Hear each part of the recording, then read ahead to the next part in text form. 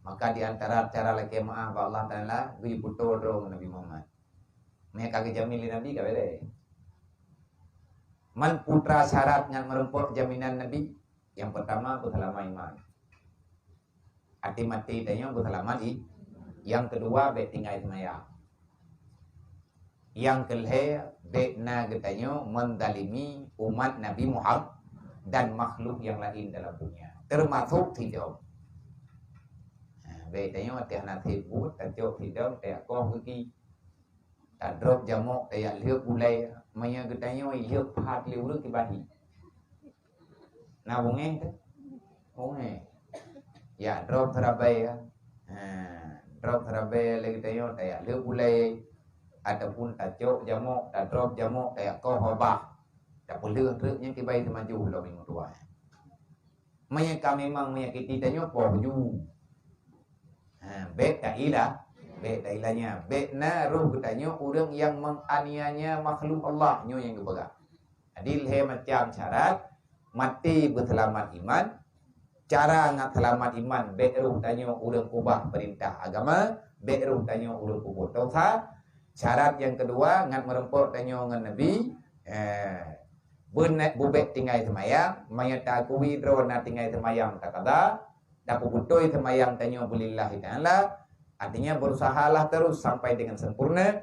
Yang kelima jangan membenci menyakiti antar sesama makhluk yang na dalam dunia beruh tanya udah oh karo kena yang roh nah ya hai mi hana bertilung hana pusung buat lelung kubur bau ron bahlung boleh bawa ron aku berarti ron aulia Allah anak salah. Jadi menyatakan salahnya yang salahnya kibar betul. Kan hana kata lagi tadi hana kata pun kadang-kadang hana kata bahkan le yang kata. Olehnya lah kalian nal he macam syaratnya ngat tahu tanya dengan Nabi ngat merumpok tanya dengan Rasulullah ngat bagah mendumai. Sebab barangkali banjir raya pangkat nanti pada hari kiamat yang bisa membeli pembelaan hanya Nabi Muhammad barangkali saja. Hai Nabi Ibrahim hati kebentuk. Nabi Nuh, Nabi Adam yang pun kepejir oleh Allah. Gelak kiamat dia terus ulang pada masa. Hai Adam, drone kanya ni kamu nya. Nak bantu kamu pukul Nabi Adam. Hai tu jom tua, baik lihat aku bantu draw tu, nya draw aku kalau mau masalah. Nabi Adam tinggal ke sipu sagai Nabi Adam nejalani putra yang kita kedili oleh Allah Ta'ala gak akui yang kesalahan nepaju pokul lain nak pula tapi Nabi Adam hanya je melempar orang kiamat bila kena bela tanya draw ke pegang perkara Nabi Nuh ya entak ngan tinggal mantan tingat entak ngan orang kiamat yang geli ke putra salah ke Nabi Nuh salah mu doa wate ia raya kai kangop dunia kapai kai mulai jak lang ia de kekalan le Nabi Nuh ane ke hanya lang ia pura ke kun le Nabi Nuh Allah Taala ya Allah selamatkan anakku ya Allah ne selamat anak long ya Allah ne bantu ya Allah anak long benar dalam kapai gejawab le Allah Taala hai Nuh anak kah tapi nyan kana wakah dia itu tidak termasuk dalam kaummu, walaupun dia itu anakmu, walaupun dia itu darahmu.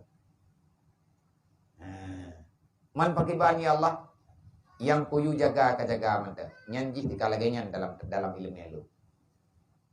Karena Nabi Nuh orang paksa perasaan hai kak kanu ne, kanu ana orang kiamat dia membawa Allah.